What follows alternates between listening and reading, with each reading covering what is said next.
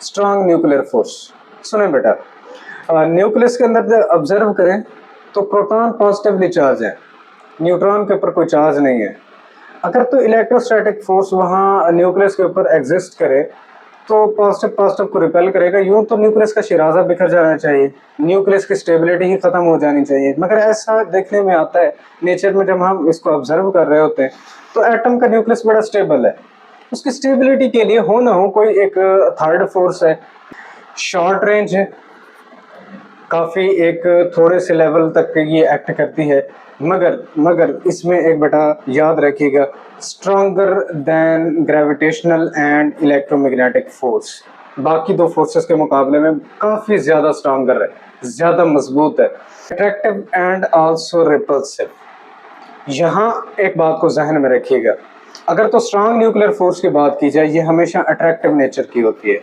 Proton proton को attract करता है न्यूक्लियर लेवल के ऊपर, प्रोटॉन न्यूट्रॉन को अट्रैक्ट करता है। 0.3 फेम्टोमीटर से लेकर 5 फेम्टोमीटर, ये एक रेंज है। इस रेंज के अंदर हम इस स्ट्रॉन्ग न्यूक्लियर फोर्स को बेटा अट्रैक्टिव पाते हैं। अगर बात की जाए 0.1 फेम्टोमीटर के ऊपर हाईएस्ट अट्रैक्टिव फोर्स दिखाई देती है, जहां पर न्यूक्लियस स्टेबल होता है। अगर तो 0.3 फेम्टोमीटर से लेस डिस्टेंस बिटवीन न्यूक्लियॉन्स होगा, तब ये हमारे पास रिपल्सिव होना शुरू हो जाती है।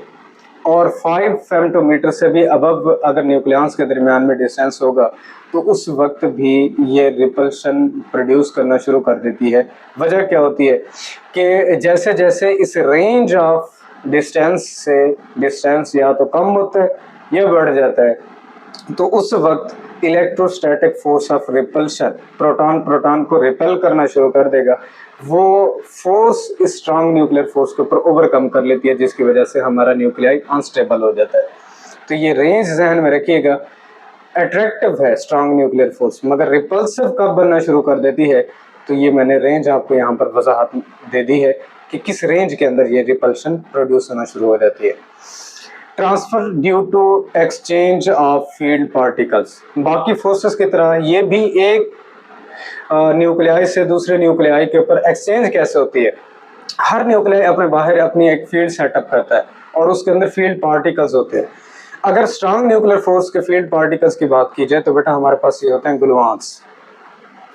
ग्लूऑन्स फील्ड पार्टिकल्स होते हैं, जिनके एक्सचेंज की वजह से एक न्यूक्लियाई दूसरे न्यूक्लियाई की स्ट्रॉन्ग न्यूक्लियर फोर्स को महसूस करना शुरू कर देता है।